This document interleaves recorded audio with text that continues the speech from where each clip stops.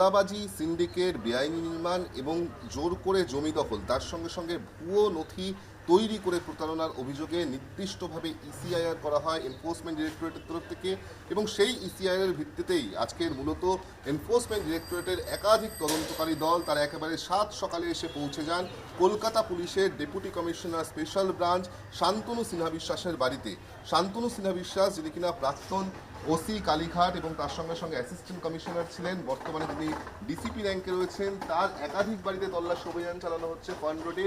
এই মুহূর্তে আমি যেই বাড়িটির সামনে দাঁড়িয়ে আছি, এনফোর্সমেন্ট ডিরেক্টরেট সূত্রের খবর যে এখানেই কিন্তু শান্তনু সিনহা বিশ্বাসের পাঁচটি ফ্ল্যাট রয়েছে। পাশাপাশি এর ঠিক ঢিলছোড়া দূরত্বে আরও একটি অ্যাপার্টমেন্ট রয়েছে, যেখানে একটি ফ্লোর জুড়ে শান্তনু সিনহা বিশ্বাসের ফ্ল্যাট রয়েছে। এই দুটি প্রপার্টি কার্যত কেন্দ্রীয় বাহিনী দিয়ে সম্পূর্ণভাবে ঘিরে এনফোর্সমেন্ট ডিরেক্টরেটের তরফ থেকে তল্লাশি অভিযান চালানো হচ্ছে।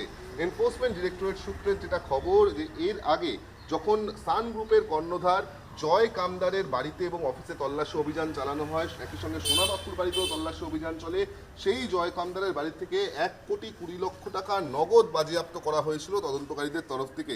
পাশাপাশি প্রচুর ডিজিটাল এভিডেন্স, ইলেকট্রনিক এভিডেন্স তারা সেখান থেকে উদ্ধার করে।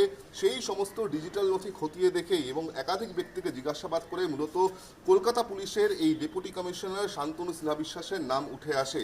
তারপরেই এনফোর্সমেন্ট ডিরেক্টরেটের তরফ থেকে আজকে একযোগে, যেরকম একদিকে শান্তনু সিনহা বিশ্বাসের একাধিক বাড়িতে তল্লাশি অভিযান চলছে, তার পাশাপাশি কিন্তু জয় কামদার তার বাড়িতেও তল্লাশি অভিযান চালানো হচ্ছে। ভোর 5:45 এনফোর্সমেন্ট ডিরেক্টরেটের ছটি গাড়ি এখানে আসে, পাশাপাশি বহু সংখ্যক কেন্দ্রীয় বাহিনীকে নিয়ে আসা হয়, কিন্তু শান্তনু সিনহা বিশ্বাস এই দুটি বাড়িতেই উপস্থিত নেই যখন কেন্দ্রীয় বাহিনী নিয়ে এনফোর্সমেন্ট ডিরেক্টরেটের আধিকারিকরা এই বাড়িগুলিতে হানা দেয়। শান্তনু সিনহা বিশ্বাসের সঙ্গে যোগাযোগ করার চেষ্টা করা হলেও, বারবার করে যোগাযোগ করার চেষ্টা করা হলেও তার সঙ্গে এখনও পর্যন্ত যোগাযোগ স্থাপন করতে পারেনি এনফোর্সমেন্ট ডিরেক্টরেটের আধিকারিকরা।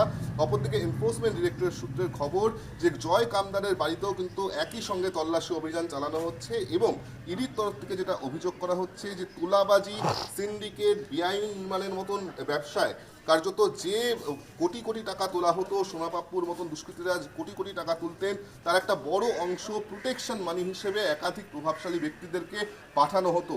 এই তথ্য পাওয়ার পরে কিন্তু কারা সেই প্রভাবশালী ব্যক্তি তা খতিয়ে দেখতে শুরু করেন তদন্তকারী আধিকারিকরা এবং ডিজিটাল এভিডেন্স বা ইলেকট্রনিক এভিডেন্স থেকে পাওয়া তথ্যর ভিত্তিতেই ইডি আধিকারিকরা শান্তনু সিনহা বিশ্বাসের এই বাড়িতে তল্লাশি অভিযান চালাচ্ছে।